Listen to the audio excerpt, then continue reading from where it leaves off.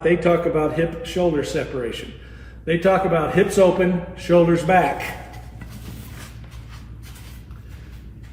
Hips open, shoulders back. Okay? Open my hips, shoulders back. At this point, I have nothing coming that's going to come out of my leg. All it's going to do is push. All my leg can do is push from there.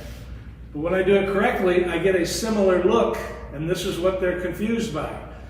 When I coil around my leg and go forward and get into this spot, they're going to see what they call open hips and closed shoulders. I'll agree with the closed shoulders part, but my hip is also closed because it's still in this position here, even though the leg has turned it open.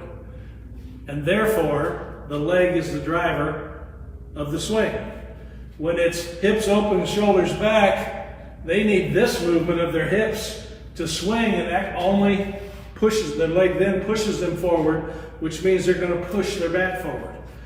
But when you're coiled around your leg and your leg is still coiled, as you get into this position, you can just feel a tremendous stretch up your back, and all you have to do is that move there, and the bat snaps through the zone.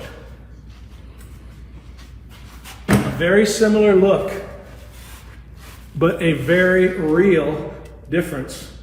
I have trouble seeing improper weight shift in upper level hitters. What should be I looking for? Well, the best way to learn would be to look at the video of them and play their video to the point where they launch the barrel. In other words, the barrel starts to blur out. On the good hitters, it'll blur out rearward.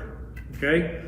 That's the launch frame. The frame where the barrel starts to blur is the launch frame. So at that frame, look where their weight is. Okay? It's always back on the great hitters. That's the first thing you look at. Now, you're going to see that their weight was, say, right here. The barrel blurs right there. But you're also going to see prior to that this movement here, some version of this, it might be this, it might be this, but their back is stretching the whole time up until they launch. You cannot continually stretch your back, continually is the word, and get to your front foot. I'm still back. My front foot's down, but I'm still back. But if I don't do this, or if I do this and stop, my weight shifts to the front leg. So the stretching process, you get good at seeing that. You first get good at finding the launch frame, and then you get good at, yes, he's stretching, he's pulling back, he's doing something with his back to counter that forward, and if his foot comes down, he's still back. But if he doesn't have something pulling back as he goes forward, the foot comes down, his weight has shifted. Okay? Another good thing to watch is the stripe on their pant, if they have one. If their weight is back when they launch, that stripe snaps through. The stripe on their pant will snap through very quickly. If their weight got forward, the stripe on the pant is very slow comparatively.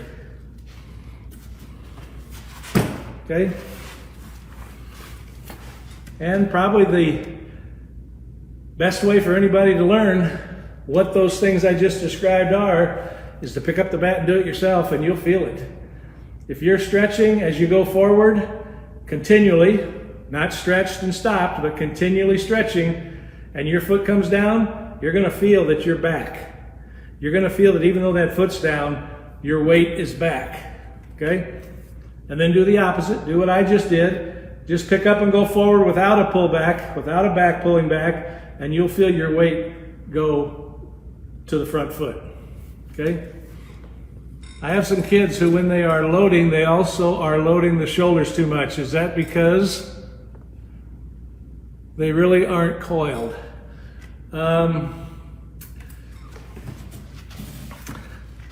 It could be because they're not really coiled, but the biggest thing is they don't quite understand what their back has to do.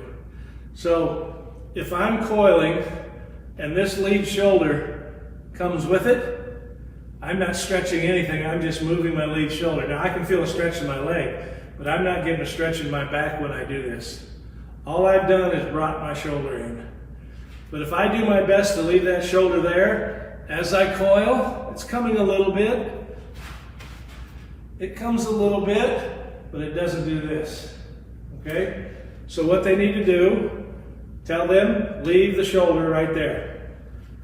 Leave it there and do a Ferris wheel load of their back as compared to a merry-go-round load of their back. The merry-go-round pulls the shoulder in. The Ferris wheel gives you this tilting load, and it keeps the shoulder out of here. Okay, it does move a little bit, don't get me wrong. It moves in a little bit, but man, when you do this right, when you turn your butt to coil your leg, to stretch your leg, and you Ferris wheel your back or your torso, you really feel the stretch in your back. Now, and that's part of under and around the head that I talked about a minute ago, instead of leaning back, Ferris wheel, coil under and around your head like this. That shoulder won't come in much, and you'll have a tremendous stretch in your back. Okay?